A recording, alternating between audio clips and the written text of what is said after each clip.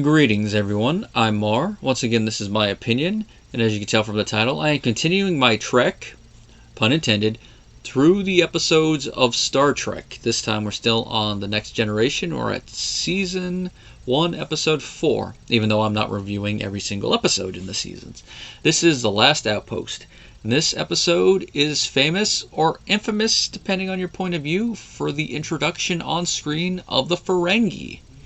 Now, before we get too far into it, just a reminder, if you want to support the channel, the Patreon link is down below. You join it, depending on the tier, you'll get access to videos early, and you also get to make requests depending on the tier. If you want to just do a one-off support or a one-off request, the PayPal link is also down below. Now, The Last Outpost. This was directed by Richard Colla, or Colla, depending how it is. I mean, it's double L, so it could be Colla if it's Spanish. With a teleplay by Herbert Wright. Now, the Ferengi were one aspect of Star Trek that I was familiar with when I was a Ute, even without watching the show, and that was because the show that was playing when I was around, I mean, other than the last couple seasons of Next Generation, was Deep Space Nine, where one of the prominent recurring characters, Quark, is a Ferengi, so I'm familiar with the design. But it wasn't until recently where I started to become more a Trekkie. That's right, I will say it like that, and sorry if that's not done right. My fingers, all that. Then I started to hear a lot more about the backstory of each individual show, all the politics playing at it, and it's a very interesting. I mean, it's so interesting that they can write books about it. In fact, several books have been written about different aspects of it. Those are the two I just happen to have. I want to get more of them for a little bit more variety of reading. But the Ferengi is one of the ones from Next Generation that people really talk about. And that's because they were intended to be the main bad guys that the Federation would fight on the Next Generation, just as the Romulans and the Klingons were their main adversaries in the original show. And that was because they didn't really want to bring too many of the alien species back from that one. You know, I mean, we got Worf on the bridge, so that's an exception, but and, of course, once the Ferengi failed, and before they made the Cardassians, they brought Klingons and Romulans back occasionally, so they eventually lifted that one. But I could see why. I mean, it's called The Next Generation, so you want to continue on the trajectory following the road that was paved by the original series, but go in a slightly new direction. I think that's also why we didn't have Andorians and some of the other key member races of the Federation from the original series on here. Now, while having watched the episode, I can see why a lot of fans who are watching this first run and then started watching it before I did find the Ferengi laughable when looked at through the lens of main series antagonists that you're supposed to take seriously. Because when we see them in the latter half of this episode, they are really laughable. However, I will have to disagree with some of the fans that would say that they lose them right when we first see them. Lore Runner, the guy who kind of inspired my way of approaching these episodes when it comes to Everybody Loves Raymond and other ones, is one such person I will disagree with there. I respect his opinion, but I will have to disagree with it on there. Because when we first see the Ferengi on screen, when it's ship-to-ship communication, I mean, the way he's speaking is a little ridiculous, but I still buy him as a main antagonist. It is only when we see them on screen in the latter half, when they start acting ridiculous, that it's like, okay, they're losing me there. I mean, they're moving like, oh, but Captain, we will accuse the humans. And it's a weird way of moving, but when you hear what direction the Ferengi actors were given to play, then it all makes sense. They were directed to act like crazed gerbils. I'm going to repeat that because it's vaguely important.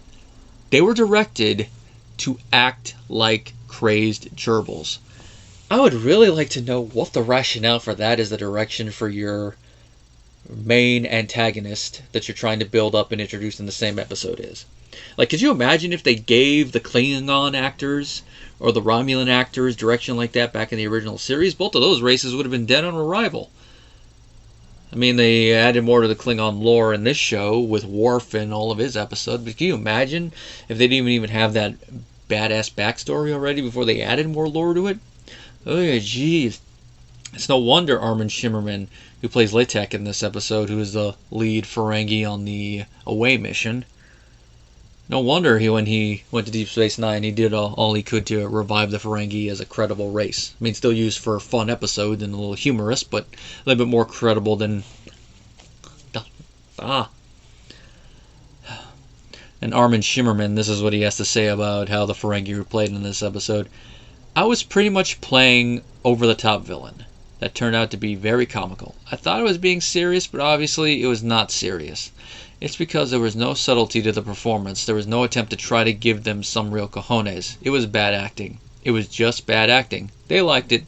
God bless them. Star Trek liked it. Now, I will say, out of the three on the away mission, Armin is the one that plays it the least over the top, other than when they are hearing the sound from the big thunder in their large lobed ears, which are sensitive to sounds, are in pain. Which is somebody that has some kind of ear issues. I can kind of see why they would be in pain like that, because certain sounds do make this ear hurt, so I can see why they'd be in there, and it's a very believable reaction for me. But I can see why Armin as an actor would not like it, and I can see why the others would not be fans of it, and the rest of the cast not fans of it. Just looking at it. Just like I can also see why they don't like the finger cuff joke they do with Data, which... I know they're trying to show that Data is trying to understand humans and all that, but this is one that's like, really?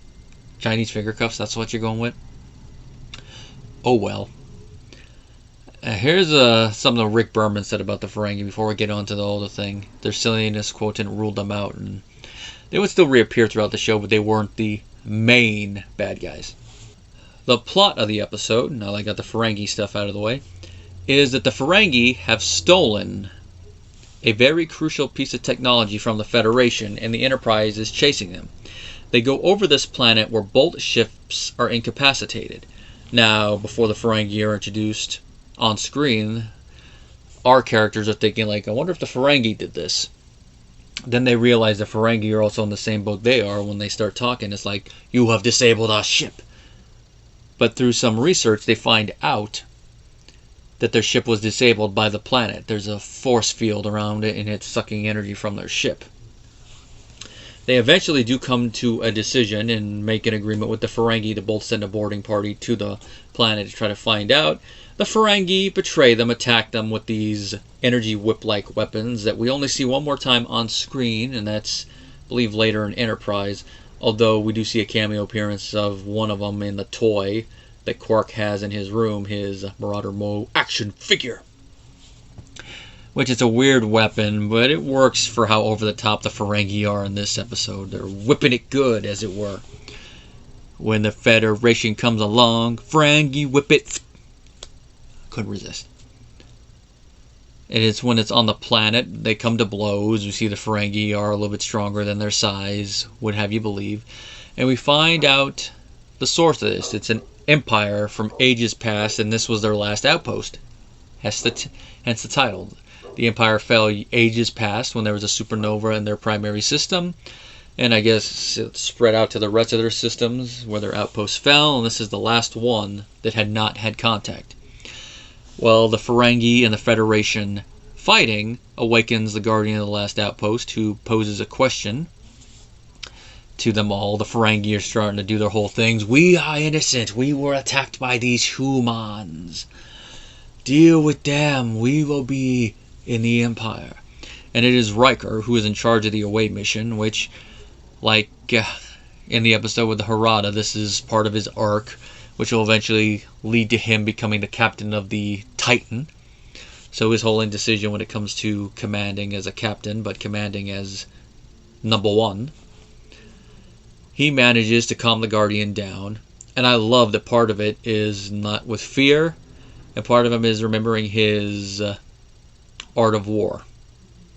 And that is what tucks the Guardian down. It's a nice little scene there, and I love the way it's shot and the way it's edited. It's one of the things about the latter half of this episode that do make up for how over-the-top the Ferengi are.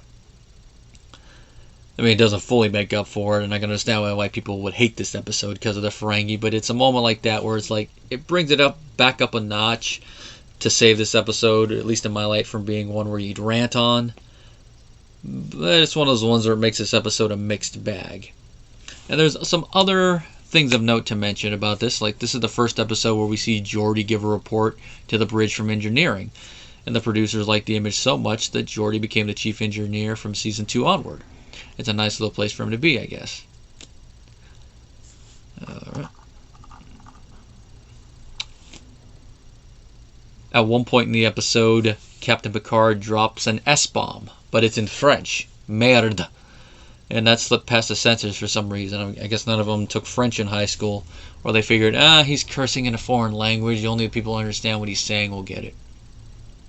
Which I haven't really mentioned this yet, but while Riker and all them are down on the planet below, Picard and everyone up on the Enterprise are slowly succumbing to the coldness of space as the Enterprise's power slowly slips away. So all that nice little drama there, some character interactions, a nice little back and forth between Picard and Crusher.